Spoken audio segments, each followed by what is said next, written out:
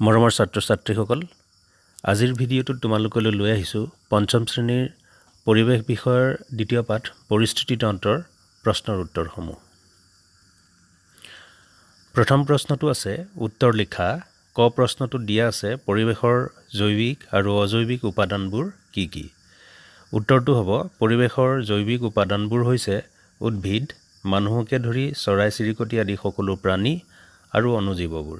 পৰিৱেশৰ অজৈৱিক উপাদানবোৰ হ'ল বায়ু, পানী, মাটি, তাপ আৰু পোহৰ।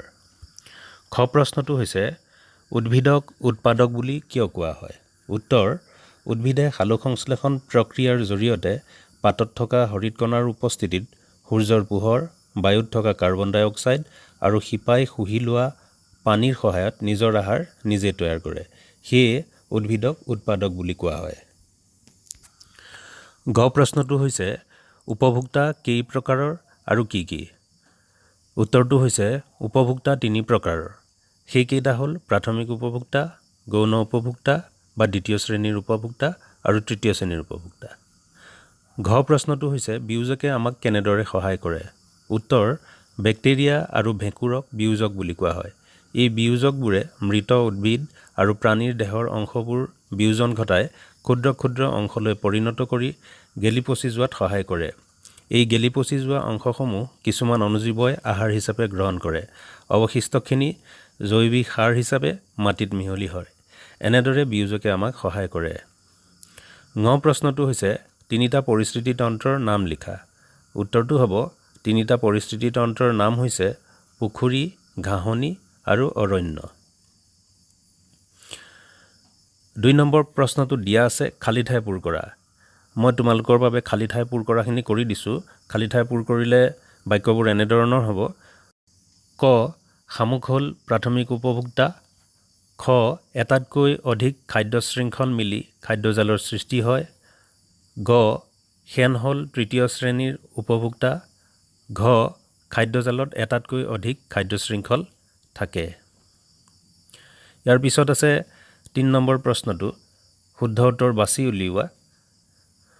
ক প্ৰশ্নটোত দিয়া আছে খাদ্য শৃংখলৰ আৰম্ভণিতে সদায় উদ্ভিদ, প্ৰাণী, অণুজীৱ থাকে। উত্তৰটো হ'ব খাদ্য শৃংখলৰ আৰম্ভণিতে সদায় উদ্ভিদ থাকে। খ প্ৰশ্নটো দিয়া আছে বিয়োজকে, উৎপাদকে, উপভোক্তাই খাদ্য প্ৰস্তুত কৰে। উত্তৰ হ'ব উৎপাদকে খাদ্য প্ৰস্তুত কৰে। গ প্ৰশ্নটো আছে উৎপাদকে, বিয়োজকে, উপভোক্তাই মৃতদেহ গেলি পচি যোৱাত সহায় কৰে। উত্তৰ হ'ব বিয়োজকে মৃতদেহ গেলি পচি যোৱাত সহায় কৰে। ৪ নম্বৰ প্ৰশ্নটো আছে খাদ্য শৃংখল কি? উদাহৰণৰ সৈতে বুজাই লিখা।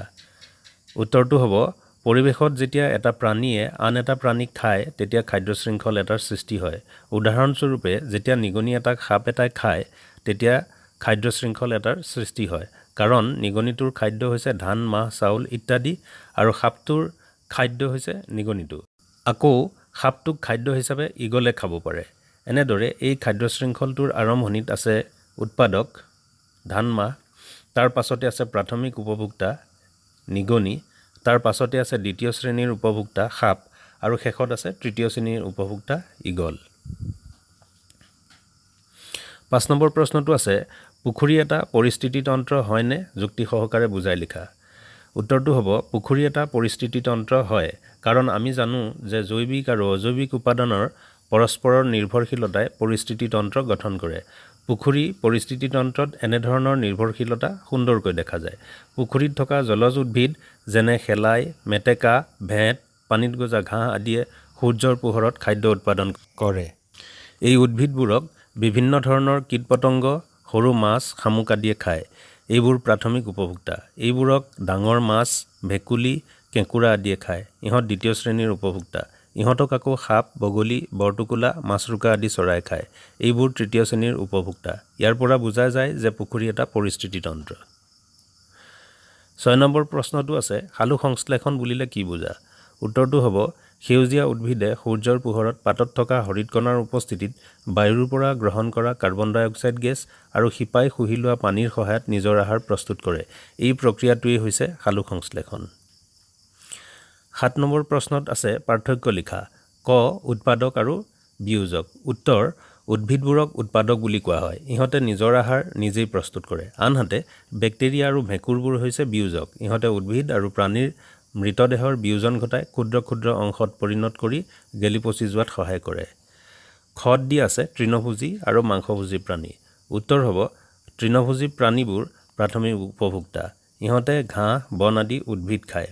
আনহাতে মাংসভোজী প্ৰাণীবোৰে মাংস খাই জীয়াই থাকে বাবে খাদ্যৰ বাবে প্ৰাথমিক উপভোক্তা অৰ্থাৎ তৃণভোজী প্ৰাণী আৰু গৌণ উপভোক্তাৰ ওপৰত নিৰ্ভৰ কৰিব লাগে। গত দিয়া আছে খাদ্য শৃংখল আৰু খাদ্যজাল। উত্তৰ পৰিৱেশত যেতিয়া এটা প্ৰাণীয়ে আন এটা প্ৰাণীক খায় তেতিয়া খাদ্য শৃংখল এটাৰ সৃষ্টি হয়। খাদ্য শৃংখলৰ আৰম্ভণিত থাকে উৎপাদক, তাৰ পাছতে থাকে প্ৰাথমিক উপভোক্তা, তাৰ পাছতে থাকে দ্বিতীয় শ্ৰেণীৰ উপভোক্তা আৰু শেষত থাকে তৃতীয় শ্ৰেণীৰ উপভোক্তা। আকৌ একেবিধ খাদ্যকে বেলেগ বেলেগ প্ৰাণীয়ে খায়। এনেকৈ একেটা প্ৰাণীয়ে একাধিক খাদ্য শৃংখলত ভাগ লয়। ইয়াৰ ফলত খাদ্যজাল সৃষ্টি হয়, অৰ্থাৎ বহুকেইটা খাদ্য শৃংখলৰ সমষ্টিয়ে হ'ল খাদ্যজাল। 8 নম্বৰ প্ৰশ্নটো আছে পৰিস্থিতিতন্ত্ৰত প্ৰথম শ্ৰেণীৰ উপভোক্তাবোৰ নোহোৱা হৈ গ'লে কি হ'ব? উত্তৰটো হ'ব পৰিস্থিতিতন্ত্ৰত প্ৰথম শ্ৰেণীৰ বা প্ৰাথমিক উপভোক্তাবোৰ নোহোৱা হৈ গ'লে পৰিস্থিতিতন্ত্ৰৰ ভাৰসাম্য নোহোৱা হ'ব। কাৰণ পৰিস্থিতিতন্ত্ৰ এটাত জৈৱিক আৰু অজৈৱিক উপাদানবোৰে পৰস্পৰে পৰস্পৰৰ ওপৰত নিৰ্ভৰ কৰে। প্ৰথম শ্ৰেণীৰ উপভোক্তাবোৰ নোহোৱা হৈ গ'লে খাদ্যৰ অভাৱত দ্বিতীয় শ্ৰেণীৰ উপভোক্তা আৰু তৃতীয় শ্ৰেণীৰ উপভোক্তাবোৰো মৰি শেষ হ'ব। 9 নম্বৰ প্ৰশ্নত আছে খাদ্যজালৰ কিয় সৃষ্টি হয়? 10 নম্বৰত আছে মাটিত পৰি থকা মৃত জীৱবোৰ কিয় গেলি পচি যায়? এই দুটা প্ৰশ্ন মই তোমালোকলৈ এৰিলোঁ। তোমালোকে আগৰ প্ৰশ্নবিলাকৰ উত্তৰখিনি ভালকৈ চালে এই দুটা প্ৰশ্নৰ উত্তৰো পাবা। মৰমৰ ছাত্ৰ ছাত্ৰীসকল, আজিৰ ভিডিঅ'টোত ইমানেই। আশা কৰোঁ ভিডিঅ'টোৰ পৰা তোমালোক উপকৃত হ'বা আৰু এনেধৰণৰ ভিডিঅ' পাই থাকিবলৈ তোমালোকে মোৰ চেনেলটো চাই থাকিবা, লাইক কৰিবা, শ্বেয়াৰ কৰিবা আৰু ছাবস্ক্ৰাইব কৰিবা।